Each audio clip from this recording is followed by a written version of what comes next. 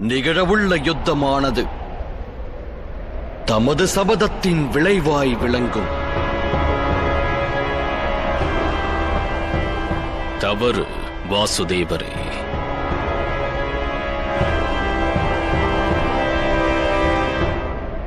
நடக்கவிருக்கும் யுத்தம் அஸ்தினாபுரத்தினுடைய அகங்காரத்தின் விளைவு வாசுதேவரே.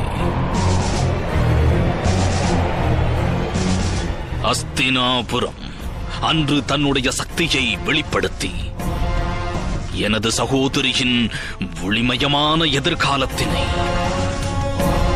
திரையிட்டு மறைத்தது. அன்று நான் ஒரு முக்கிய முடிவினை மேற்கொண்டேன். அஸ்தினாபுரத்தினை சேர்ந்தோர் என் சகோதரியின் பெரும் தியாகத்திற்கான பலனை நல்க வேண்டும், இல்லையெனில் தக்க பலனை அனுபவிக்க வேண்டும். தியாகத்திற்கு பலனை நல்குவது அல்லது அனுபவிப்பதா?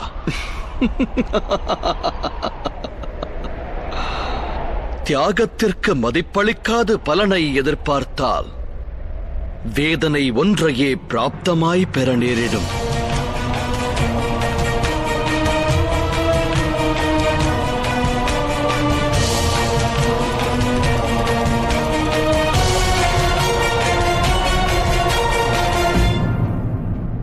ஆச்சரியம் யாதெனில் இந்த தியாகத்தை செய்தது தம்முடைய சகோதரி.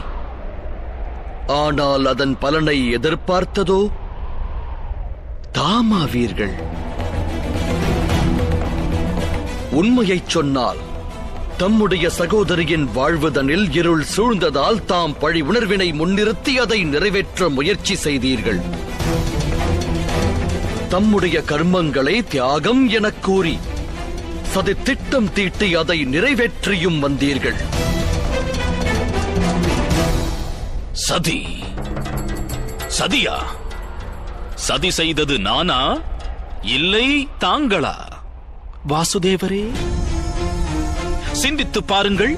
இந்த யுத்தத்தை தர்ம யுத்தம் என்று கூறி தாங்கள் அனைத்து அரச குலங்களுக்கும் சதி செய்கின்றீர்.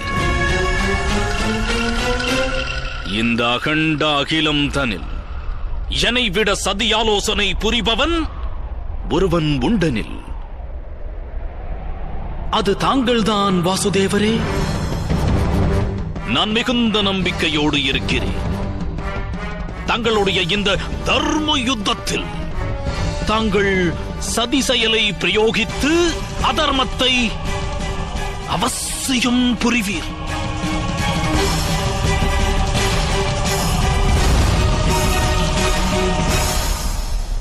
இங்கு நிகழவிருப்பது தர்ம யுத்தம் தான் மாமா அவர்களே.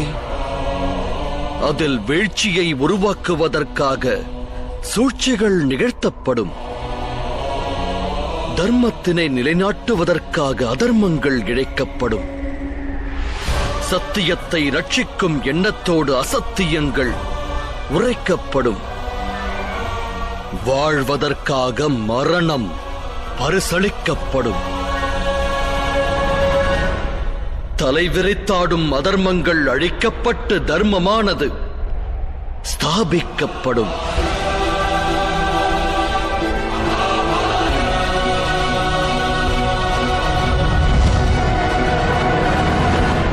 நம்பிக்கையான வார்த்தைகள். பாண்டவர் வெற்றியை ஈட்டுவார்கள் என்ற பெரும் நம்பிக்கை தங்களுக்கு உள்ளதல்லவா? இல்லை, நான் நம்பிக்கை கொண்டிருப்பது தம் மீதுதான்.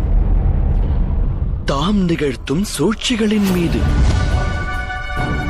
அன்று தம்மிடத்தில் உருவாகியுள்ள சூழலில் இருந்து இனி என்றும் தம்மால் மீள முடியாத நிலை ஒன்று உருவாகியுள்ளது என்று எடுத்துரைத்தேன். இனி தம்மால் தீட்டப்படுகின்ற ஒவ்வொரு சூழ்ச்சியுமே இறுதியில் பாண்டவர்களுக்கே லாபத்தினை அளிக்கும். அதன் பொருள் புரிகிறதா? தம்முடைய சூழ்ச்சியே தமக்கு வீழ்ச்சியை தரும் என்கிறேன்.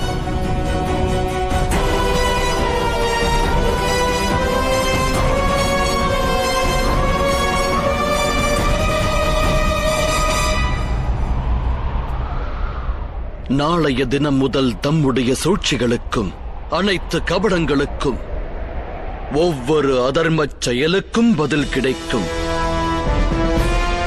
இதனை தாம் தம் நினைவில் நிறுத்துங்கள்.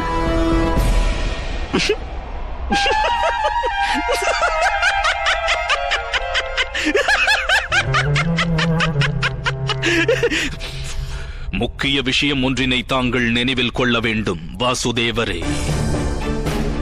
நடக்கவிருக்கும் யுத்தத்தில் அஸ்திரத்தை ஏந்த மாட்டேன் என்று உரைத்திருக்கின்றீர்கள்.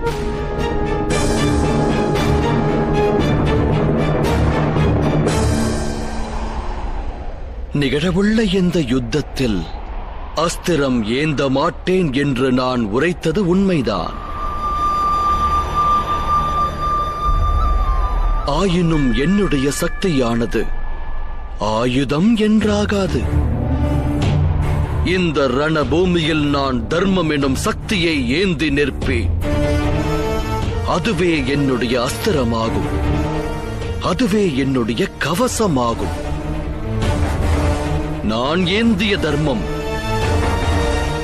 தம்முடைய அன்பு பாண்டவர்களுக்கும் கவசமாகும்.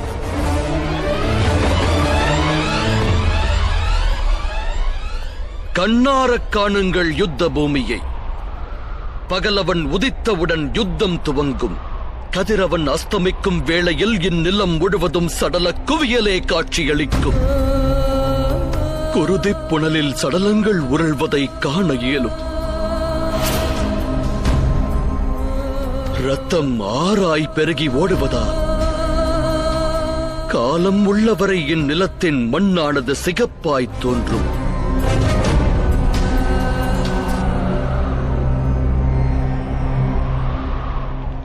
நான் தமக்கு ஓர் வாக்களிக்கிறேன். இக்கொடும் யுத்தத்தில் மரணத்தை சந்திக்கும் அனைவருமே தமது சுவாசம் பெரியும் வேளையில் தர்மத்தின் மீது நம்பிக்கை கொள்வார்கள். நன்மை தீமைக்கு இடையினிலே விளையும் போரினில் சத்தியம் வென்றிடுமா. தர்மத்தை நிலைநாட்டுவதற்காக ஆரம்பமாகும் இந்த யுத்தம் காலம் உள்ள வரையினில் மகாபாரத தர்ம யுத்தம் என்றே அறியப்படும்.